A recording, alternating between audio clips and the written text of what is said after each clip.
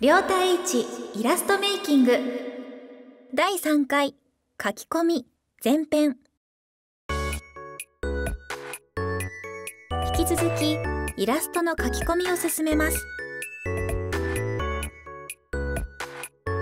新しいレイヤーを作り、不透明度を 50% に設定します。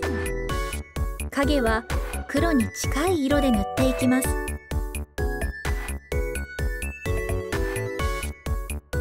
色を塗る時のブラシは主にフラットマーカーやエアブラシを使います。フラットマーカーはクリップスタジオペイントのバージョン 1.6 以降に入っているデフォルトのブラシです。不透明度を筆圧で操作できるためとても使いやすいです。影を描くときに重要になってくるのがグラデーションマップです。画像の明暗情報に対して設定した別の色味へと変換する機能です。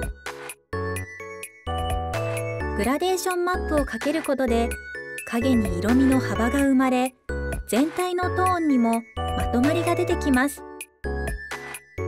引き続き影を描写していきます。服の内側や奥の足、手など光の遮られている部分は完全に暗くします。ドレープなど緩急のある立体感を描くときは投げ縄ツールで選択範囲を取ります。そこに大きめのブラシを使うことで色のはみ出しを気にすることなく作業することができます。メリハリがつき立体的に見せることができます。花嫁に1段階目の影がつきました。次に2段階目の影をつけていきます。新たにレイヤーを作り、最初と同様不透明度 50% で書き込んでいきます。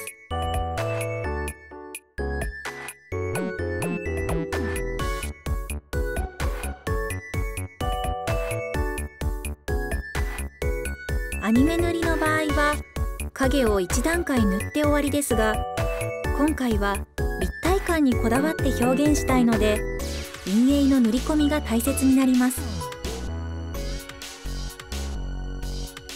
花嫁の影の描き込みが終わりました。